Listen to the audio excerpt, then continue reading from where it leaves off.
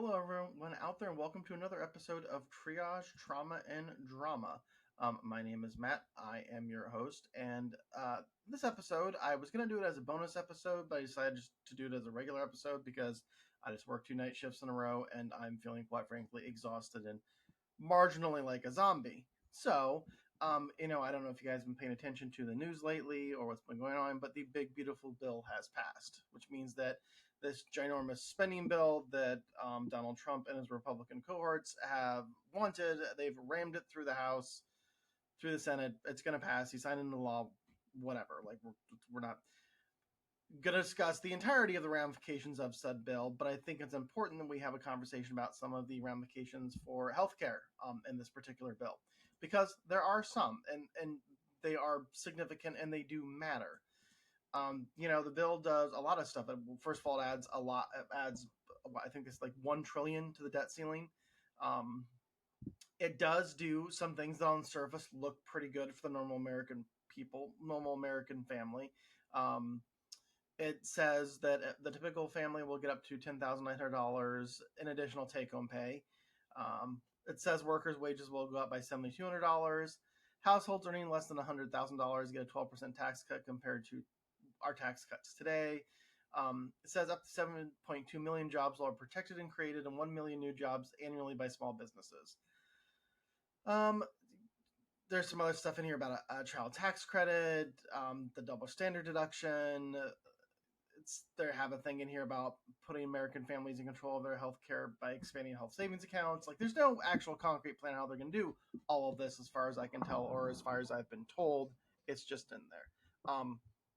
But what it also does is it gives the wealthy, the top 1% of 1%, a massive tax cut, a ginormous tax cut, to the point of where it's taking money away from everyday Americans and giving to the people that really don't, quite frankly, need it.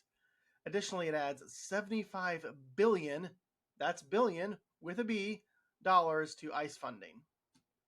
That's more than some of the entirety of the defense budgets of some European countries.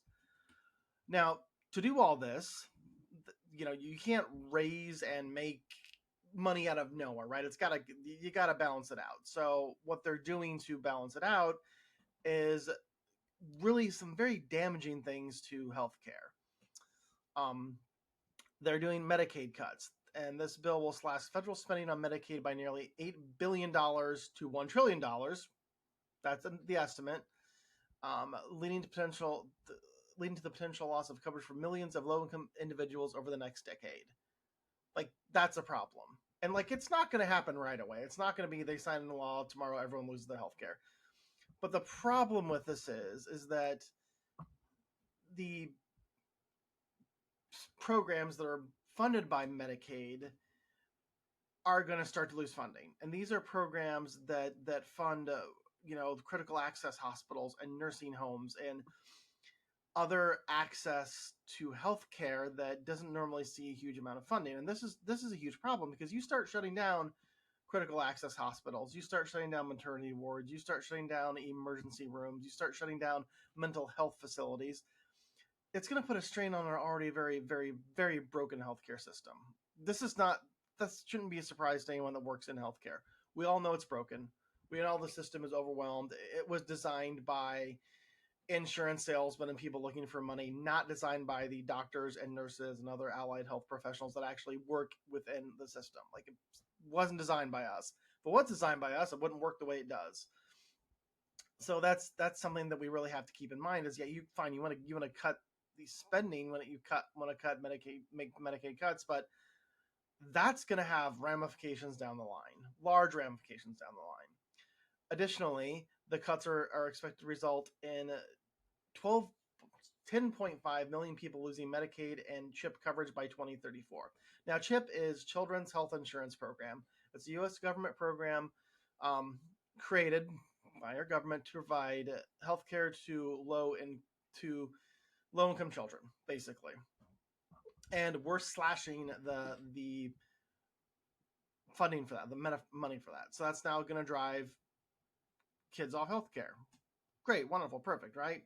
I'm being sarcastic. That's not wonderful. It's not fucking perfect at all. But I'm not really sure the entirety, or maybe the American people do know what this means. but this is what they're doing. Like they're gutting our healthcare system with this particular bill. Uninsured uncompensated care.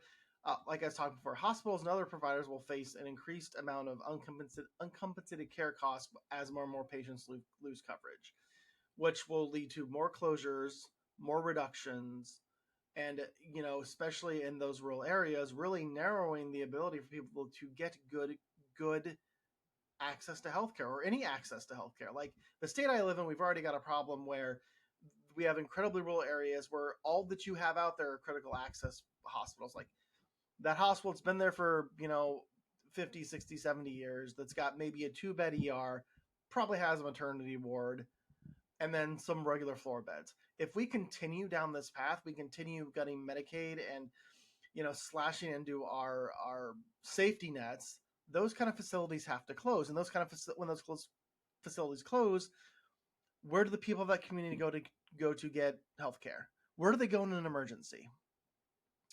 That's going to continue to be a problem.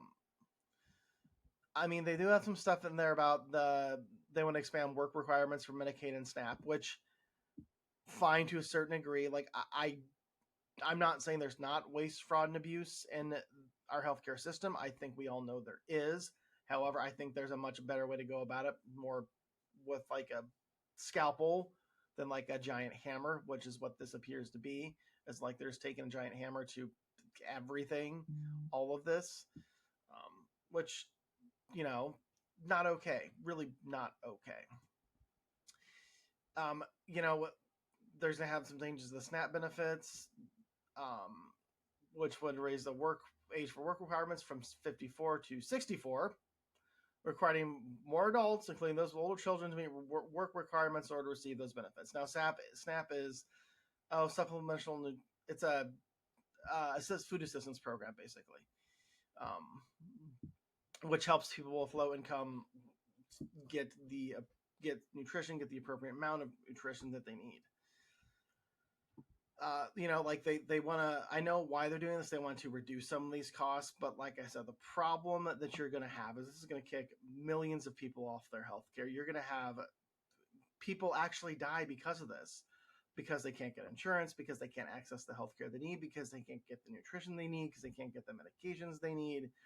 And it's really going to screw up those rural areas, because now you're putting a huge burden on those hospitals. And if one critical access facility shuts down, one critical access hospital shuts down, then they have to go to the next one, which, how long is that one going to be open? And then the next one. And then even in bigger cities, it's going to put a huge strain on the healthcare system in general, because this is all cumulative, guys.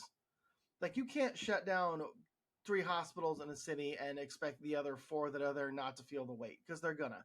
That means longer ER times. It means longer wait times. It means more of an issue with the mental health care problem that we have in this country, where we already don't have enough beds, we already don't have enough providers or people to take care of them. This bill, which they have rammed through, which they have called the big beautiful bill, is going to have severe and lasting consequences for many Americans. Not just in the realm of healthcare and SNAP and some of these other particular programs, but just for everyone down the line. And I really hope going forward, everyone remembers this. Like, I'm trying not to be super political, guys. I am a very passionate human being, however, and sometimes that seeps through. So sometimes I may get a little bit more political than others, but this bill, it's going to kill people. And as a healthcare worker, it's incredibly frustrating to watch people that have no clue of how healthcare works. Like, let's be honest. Most of these congressmen and the senators have absolutely no idea how healthcare works. They get their health insurance and they take it for granted. They have no idea how it actually works within the system. Watching them do this pains me greatly. I've worked in those critical access facilities. I've taken patients from those critical access facilities. And this is going to impact them. It's going to impact everyone across the board in a big way. Like, we're not going to feel it today. We're probably not going to feel it tomorrow, but give it a few months.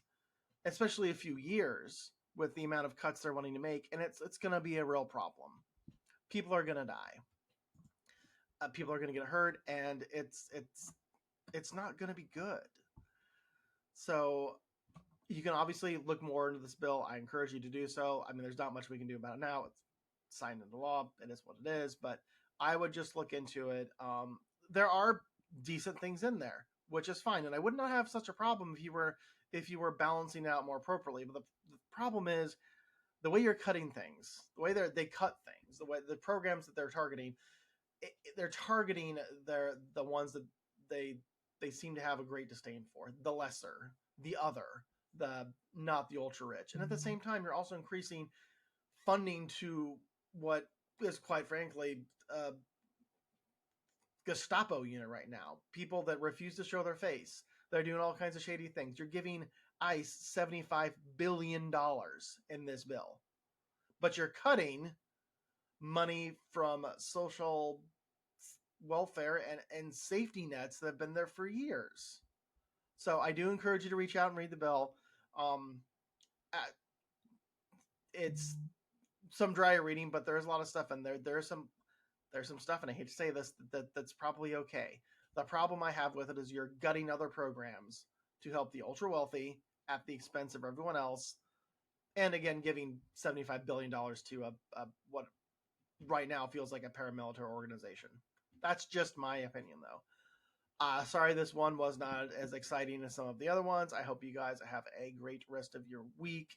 Please take care of yourselves. Please take care of each other. And remember, if it's wet and not yours, don't touch it.